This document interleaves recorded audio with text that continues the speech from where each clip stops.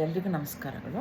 ಇವತ್ತು ನಾನು ನಮ್ಮದಲ್ಲಿ ಸತಿ ಪದ್ಧತಿ ಅಂತ ಎಲ್ಲ ಮಾಡ್ತಾಯಿದ್ರು, ಆಮೇಲೆ ಅದನ್ನು ತೆಗೆದ್ರು, ಅದು ತುಂಬ ಕೆಟ್ಟದಿತ್ತು ಅಂತೆಲ್ಲ ಹೇಳ್ತಾರಲ್ಲ. ಆದರೆ ಪುರಾಣಗಳಲ್ಲಿ ಎಲ್ಲೂ ಅದ್ರ ಬಗ್ಗೆ ಉಲ್ಲೇಖ ಇಲ್ಲ.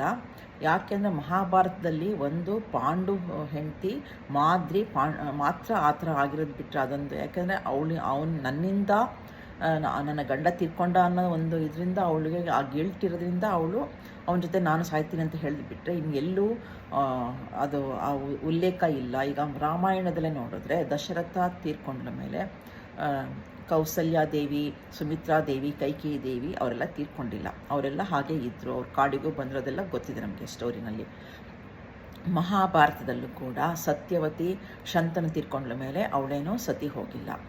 ಆಮೇಲೆ ಅಂಬಾಲಿಕೆ, ಅಂಬಿಕಾ ಅವರು ಕೂಡ ಸತಿ ಹೋಗಿಲ್ಲ. ಇದು ಯಾವುದೂ ಇಲ್ಲ. ಅದು ಯಾವುದೋ ಮಧ್ಯದಲ್ಲಿ ಯಾರೋ ಒಬ್ಬರು ಏನೋ ಸ್ಟೋರಿ ತಿಳ್ಕೊಂಡು ಈ ಥರ ಮಾಡಿಬಿಟ್ಟು ಎಲ್ರಿಗೂ ನೋಕಿ ಎಲ್ರಿಗೂ ಹಿಂಸೆ ಮಾಡಿ ಅದು ತುಂಬ ತಪ್ಪು. ಅದು ಅದನ್ನು ನಾವು ಪುರಾಣದಲ್ಲೆಲ್ಲ ಎಲ್ಲೂ ಇಲ್ಲ, ಅದು ಇತ್ತು ಅಂತ ಎಲ್ಲೂ ಇಲ್ಲ, ಅದು ಉಲ್ಲೇಖನೇ ಇಲ್ಲ. ಮಹಾಭಾರತದಲ್ಲಿ ಅದನ್ನು ಬಿಟ್ಟರೆ, ಪಾಂಡು ಹೆಂಡತಿ ಬಿಟ್ಟರೆ ಇನ್ನೆಲ್ಲೂ ಇಲ್ಲ.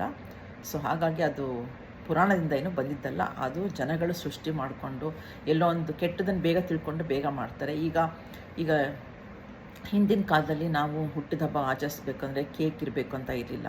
ಇವಾಗ ಹೇಗೆ ಅಂದರೆ ಕೇಕ್ ಇಲ್ಲ ಅಂದರೆ ಅವತ್ತು ಅವ್ರದ್ದು ಹುಟ್ಟಿದ ಹಬ್ಬನೇ ಮಾಡಿಲ್ಲ, ಅವ್ರ ಹುಟ್ಟಿದ ಹಬ್ಬನೇ ಇಲ್ಲ ಅನ್ನೋ ಥರ ಬಂದಿದೆ. ಅದು ಹಾಗೆ ಇದು ಆ ಥರನೇ ಬಂದಿರೋದು. ಹಾಗಾಗಿ ಅದು ನಾವು ಪುರಾಣದಲ್ಲಿ ಎಲ್ಲೂ ನಮ್ಗೆ ಅದೊಂದು ಮಹಾಭಾರತದೊಂದು ಇನ್ಸಿಡೆಂಟ್ ಬಿಟ್ಟರೆ ಎಲ್ಲೂ ನೋಡಿಲ್ಲ. ನಾವು ಬೇರೆದನ್ನು ನೋಡಬೇಕು. ದಶರಥನ ಪತ್ನಿಯರದು ಏನು, ಅಂಬಿಕಾ ಮತ್ತು ಸತ್ಯವತಿನೂ ಏನೋ ಆಗಿತ್ತು ಅದೆಲ್ಲ ನೋಡಬೇಕು. ಕುಂತಿ ಹೇಗಿದ್ರು ಇದ್ಲು, ಅದು ಗೊತ್ತಿದೆ. ಅವೆಲ್ಲ ತಿಳ್ಕೊಂಡು ನಾವು ಕಾಮೆಂಟ್ ಹಾಕಬೇಕು. ಬಿಟ್ಟರೆ ಅದೆಲ್ಲದು ಅಲ್ಲಿದೆ ಅಂತ ಹೇಳ್ಬಾರ್ದು. ಧನ್ಯವಾದಗಳು.